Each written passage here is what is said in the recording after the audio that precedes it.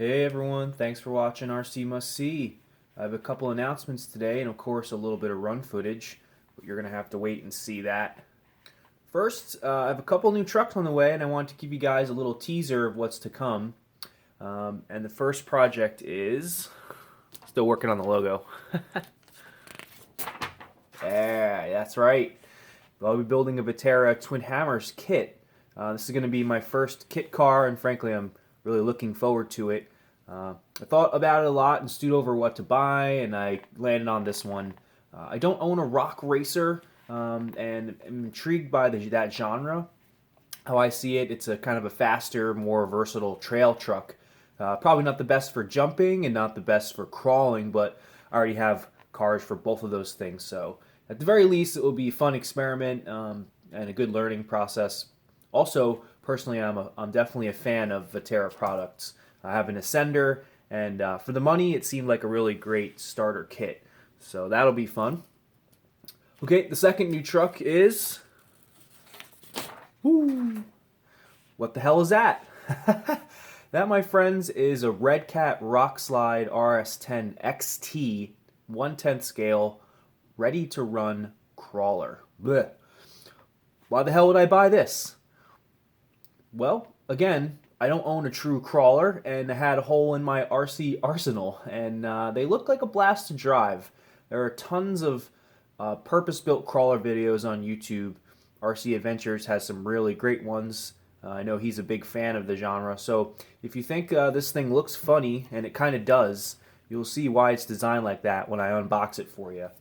Two, this truck has a lot of cool features right out of the box when compared to other RTR 10 scale crawlers on the market, like selective 4-mode 4-wheel steering, dual motor on axle drivetrain, ball bearings throughout the whole truck, and even included are weighted beadlock wheels.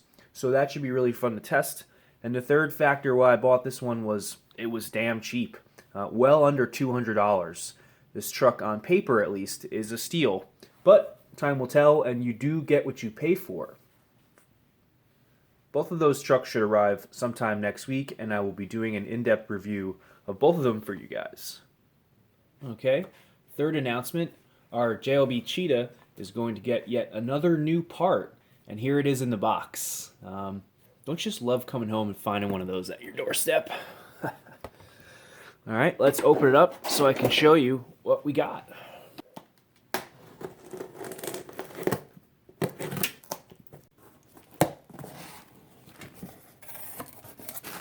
Okay, what is it? Alright, let's see. There you go. Nice. Get a little light on there. Got some new shoes for the old girl. What else? Proline Badlands. Alright. Basically a motocross tire for an RC. Let's take a look here. Now I know they don't look super fresh or new, because they're not. I got them used on eBay for less than half the cost of a brand new set. And they look to be in pretty good shape. Let's take a look here. Here's the back of the wheel. Take a look at the hex. Okay. Tread looks pretty good. Definitely used, but not well used.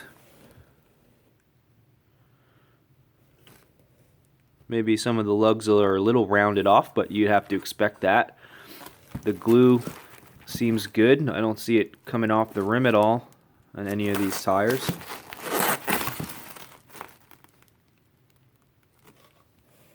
There we go. Yep, still looks nice and straight. I don't see any cracks. I do see maybe a little tearing at the bead, but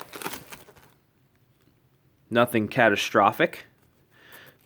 Time will tell with that. And just looking at them, they look to be in very, very good shape.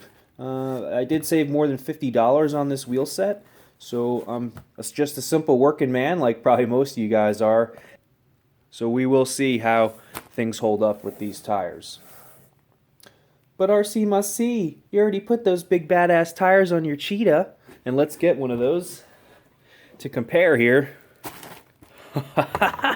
Too big, man. Look at that. Look at the difference. Unbelievable. I think these were for a different class of truck, I guess. I don't know. I was shocked when I opened them. But you know what? As cool as those tires are, and that video got a lot of views, at least for me, you know, I think they were just too big and heavy for everyday use. They definitely ended up kind of killing the battery, and they strained the drivetrain and added a bit of kind of like unwanted sluggishness to the drive experience of the truck, which the Cheetah already kind of is a little wayward, stock out of the box, I think. I'm not going to be hanging them up for good. They're really good in the sand, and if we ever get more deep snow, I think they'll be awesome in that. But for now, they're gone. All right, enough talking. Let's get out there and have some fun with those new tires. All right. Hey, man. As soon as I put on all my gear and got the truck ready to go, that's it. And I got suited up to go outside. Look what happens. Raining. Man, oh man. I don't know if you can see it on the video, but it is starting to rain here, and that's not the best environment for an RC. We had a nor'easter here in New Jersey yesterday. I mean, it rained for 24 hours, and it's still raining. And as we all know, unless you take the time to actually waterproof your Cheetah, it doesn't do so well. And I have yet to do that. So we'll give it some time to dry, and then we'll head out when we have some time. Maybe I'll head over to the hobby shop and pick up a few things. All right, see you guys later. All right, guys. Unfortunately, the rain doesn't seem to be letting up today. It's gotten worse and worse as the day goes on. Hopefully tomorrow will bring sunnier skies. But for now, I thought I would tackle a little indoor project for the Cheetah. So one thing I noticed about the Cheetah when I got it out of the box was that the shocks, both front and back, are mounted on these kind of long screws that come off this big beefy shock mount plate there. And you know, having it that far out on a screw, as you can see, makes it liable to want to break off. Essentially, it's acting as a lever, and I know I've seen other videos and other trucks that have this same setup that this screw will snap on big impacts, you know, that it takes on from the side. So, you know, other people have put different spacers in there. It is spaced out that far from the plate so that it can clear the arms and everything, and probably keeps the suspension in line as it moves through its travel. But if you noticed, and I noticed this right away, was that there's still plenty of room left on this screw to add something. So I just thought, you know, wouldn't it make a ton of sense to kind of come up with a brace that would go on the outside of those screws to kind of make this a box shape, and add a bunch of structural rigidity to the whole thing. Maybe even make it handle a little bit better. Who knows? But certainly strengthen it and keep it from breaking. It's not like these are hard to get. Probably every RC person has a huge box full of spare screws and nuts. But hey, man, I got the time today. It's rainy outside. I pretty much have the tools to make it happen. So I already did the front of it, and I'll show you. I did one side, kind of get the method down here, and there you see it. Look at that. Pretty cool. That is a piece of stainless steel that came off of a display from the shop I work at, the bike shop. And it was going to go in the trash, and I saw, you know, basically, I think it's a millimeter thick or maybe 2 mils thick. I know it doesn't look very great, but I figured instead of throw it away, this nice big sheet of stainless steel, I would take it home and save it for some RC projects. And this is the perfect thing for it. So let me get going, and I'll show you how I went ahead and did that. Okay, so first, obviously, we're going to want to measure the distance from screw to screw. Come on, camera, focus for me, if you would. So you're going to want to measure the distance from screw to screw center. That way, when you drill your holes, they'll be perfectly lined up and the plate will slide right on. I've already measured this. It's exactly the same as the front, so both of these pieces can be identical to each other if you wanted to cut them out at the same time. And that measurement is 650 millimeters from center to center, so that's important to know. So here's my material. You can see it's actually a part of a binder that was attached to a display. Good stuff, very strong, and it'll never rust, which is awesome. But I went ahead and put some tape over the end of the material here, just so I can write on it easily. And I figured I would have the brace be 1 centimeter wide and kind of the holes drilled in the center. And then I left myself 5 millimeters of play on the outside there, outside of the hole, just to keep it strong. And then you take your ruler and you just measure it out, get some straight lines. I don't have perfectly straight lines here. That's okay. We're not building a rocket ship. It just has to be structurally strong and relatively straight. So once you do that, you can kind of go ahead and start working on cutting out your material. And let's do that. Alright, so there you have it. I'm using this heavy pot to kind of get it to stick out here. I'm doing it outside on the balcony because it's loud and there's going to be lots of metal shavings thrown around as I do this. I don't want that in my carpet or anywhere else inside my place. So nice well ventilated area. The tool I'm going to use for this, this is all I've got at the moment. The old Dremel with a cutting disc on it. Hopefully I have enough meat on there to make this work. It did take some off with the first cut. Also guys, a reminder that if you're going to cut anything, metal, whatever, wood, doesn't matter, you should wear the right protective gear. Some eyewear, protective safety glasses are super important, and probably even if it's really loud, some ear protection. You don't want to hurt yourself, get a metal flake in the eye. I've seen these discs explode with use, and to take one of those to the eyeball would be no bueno. So definitely protect yourself when you do any kind of cutting project. Okay, well, this is where a good steady hand and a lot of patience comes into play. So be careful, try not to put yourself in direct line of that thing, and take your time. This is a little bit low. I'm bending down a lot. It's hurting my hamstrings. But yeah, this is the best I have in where I live in a condo. I don't have a cool garage. So here we go.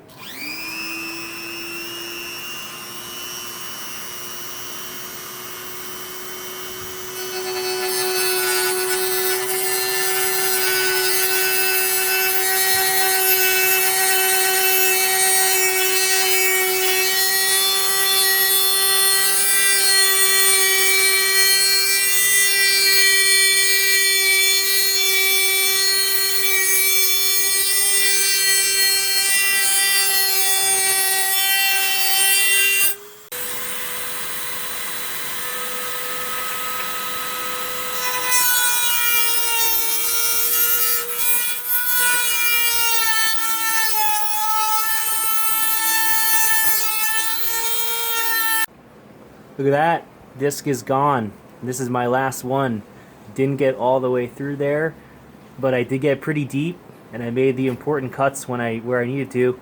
It's important to shave off a little off the inside corners because you need that to clear the shock cap. So I think I have enough where I can bend it off of there. Yes! Haha! Woo! There you go. See that? Time to drill the holes. Alright, so I'm inside now and I'm ready to drill the hole out. I have this little table that I have where I store some of my trucks, and I'm using this block of wood to drill into because I don't want to drill into my table. So anytime you're drilling into metal, you kind of need to start the hole, or else the bit will want to dance all over the place. So basically get a sharp pick or a tap, and you knock it a few times right in the center of where you're trying to drill, and then you take your time to drill. So I've already done that. I'll start drilling.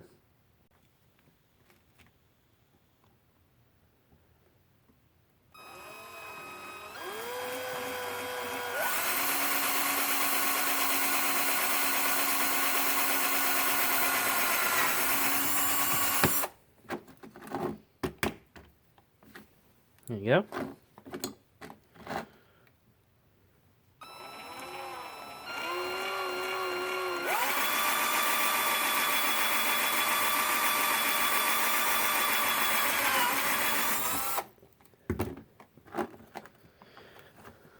Okay. All right, so there's our brace. It's still really rough. I took the tape off of there. Sorry about my gross thumbnail. I took a big impact at the shop working on a bike, and it's slowly coming back to life there. But anyway, so yeah, there's our rough cutout. Again, we're not putting together the next NASA spaceship, so as long as you got your measurements right, it should be pretty good to go. What I'm going to do now is take a little file and just get rid of some of the burrs and clean it up a little bit, so we can. It looks at least somewhat presentable and it's not sharp. All right.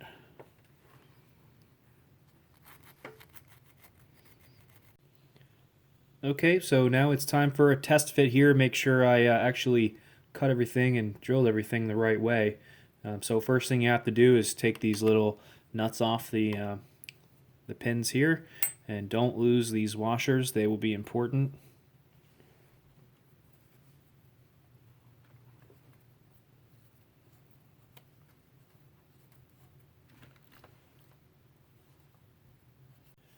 Okay, here's the moment of truth. Let's see if I got the all the measurements correct. Yeah, look at that. Perfect. Whew. Good thing I got that right, because that was the last cutting bit that I had. It's nice when a plan comes together. By the way, this is not stainless steel, it's aluminum. There's no way steel would have cut that easily. It's just brushed aluminum, which is still fine. Aluminum doesn't rust, it can corrode, but that actually probably made this job possible for me today. You also might notice that I actually removed the second spring set on the shocks. Now, I haven't driven it without them, but you can do it. And when I played around with it, I found that it did smooth out the action of the shock. There was less friction, and it seemed to just kind of make the shock more responsive in some way, if that's weird. Maybe you're going to lose a little bottoming control, but I just thought it felt a lot better and much smoother without it. So if you wanted to remove it and try it, you will. I'll be doing a video next time I get out with the truck, so we'll see how it actually handles without those upper springs for the dual spring shock. So now it's time to finish up the installation here. If you wanted to paint this, you could. If you wanted to, I don't really care personally. It's going to be under the body. It's really more of a structural thing than a looks thing, and this isn't exactly a scale rig, so I'm not going to do that, but you could also take your time and make this look really pretty, but for now, this is going to do.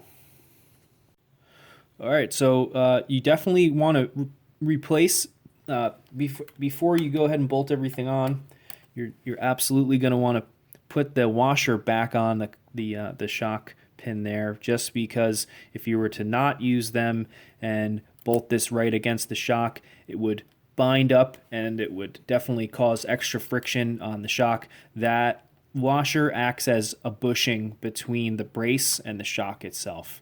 So make sure they're on there and install your brace. Notice I cut the edges off to accommodate for the shock there. Press that all the way up against it. Nope, no extra friction. Just bolt it on and we should be good to go. All right, there we have it, guys. Installed. That nice brace should keep those screws from ever bending or breaking, hopefully. I think it will help the performance of the Cheetah in general. That entire job, because I basically had all the tools and supplies from start to finish, took me about 30 minutes. So anybody who has any kind of tool supply, whatever, if you have the tools I had that you saw there, which a lot of us do, you find a little bit of nice scrap metal, you could make that happen in about half an hour, 45 minutes. And you kind of, we'll see. I guess we'll have to just test it out and see how it does out in the real world. All right, guys, so happy to bring that to you. Thank you for watching. If you haven't done so already, like and subscribe to my YouTube channel. There's plenty more cool stuff like this to come. You can see I put the Badlands on, and they look awesome, and I'm excited to see how they do. All right, thanks for watching, guys. Cheers.